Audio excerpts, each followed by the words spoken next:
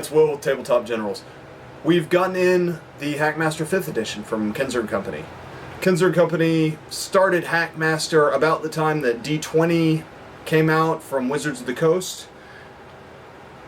For whatever reason, they didn't really like the D20 system, so they came out with almost a parody.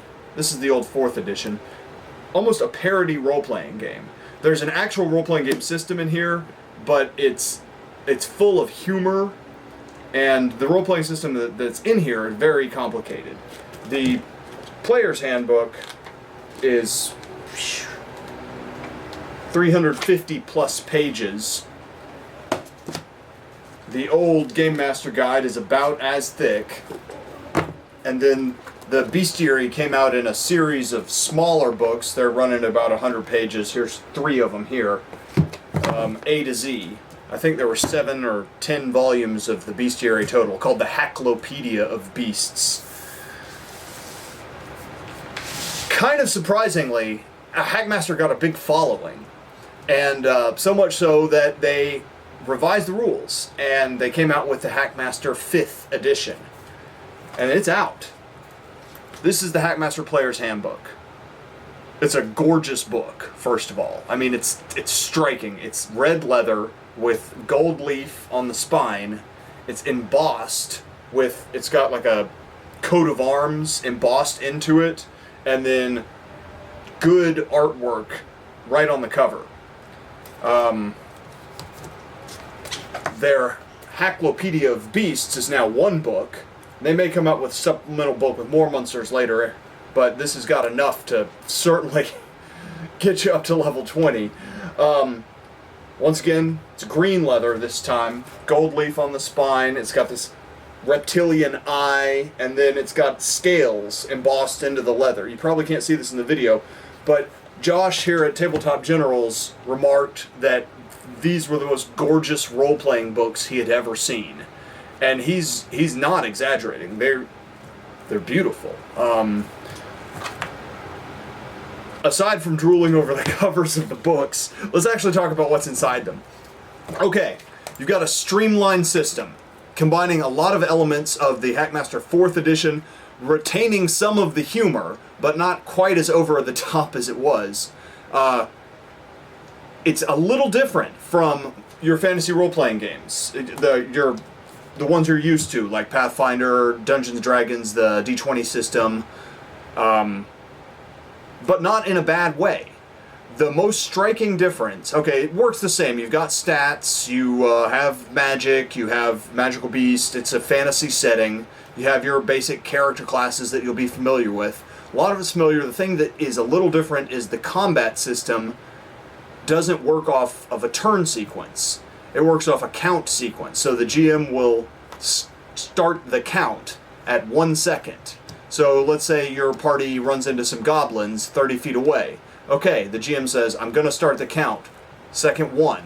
What is everybody doing? Okay, well, I'm doing this. I'm going to ready my crossbow. And that takes a number of seconds. So if you didn't have it prepped and ready to fire, you have to load it, and that takes X amount of seconds.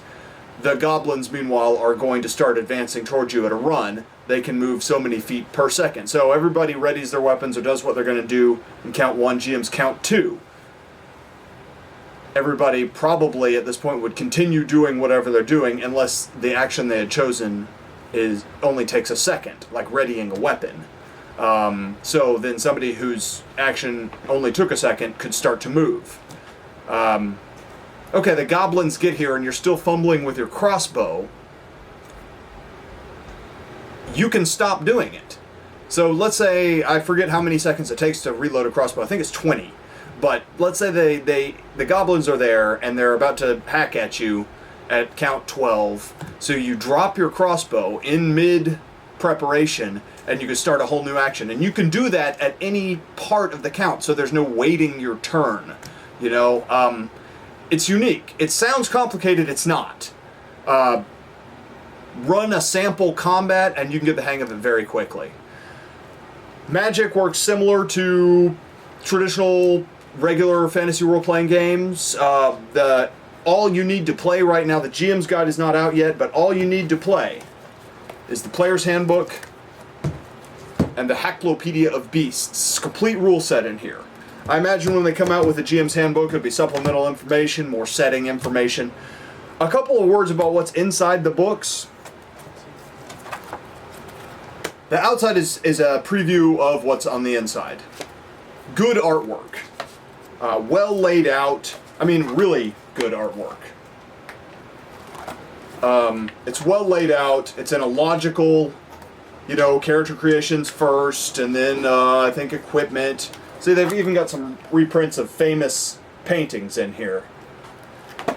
They did keep some of the art from the Hackmaster 4th, which has a humorous flair to it, and there's a lot of humor interspersed in the text here, but overall, it's radically different and radically improved from the 4th edition. Same with the Bestiary. Really quality artwork. And then it's pretty standard Bestiary. It describes in this case, a gnome. It has a little story about him. Describes their physical characteristics, their social characteristics, and then it gives their stats and what treasure they might have. It also has some cool things. It's got a size comparison to a human, the range of the gnome in your fantasy setting, which is Teline, and then tracks, which are kind of neat, because if the Hackmaster or the GM wanted to photocopy some tracks, it'd be like, well, you see these tracks, you know, then everybody, I suppose, could, you know, roll on their nature skill or tracking skill to see if they could identify. And it has that for most of the creatures in here, any of the land-dwelling creatures anyway. Hackmaster. It's out. Hackmaster 5th. We're going to do some tutorials on character creation. We're going to do a tutorial on combat. We'll do a tutorial on the magic. And the four of us here at Tabletop Generals are going to create characters and run through the starter adventure, which is called Frandor's Keep. It's for characters levels 1 to 5. Those tutorials are coming, but I wanted to get in front of the camera and talk to you a little bit about this product before we even did any of that. It's neat. It really is.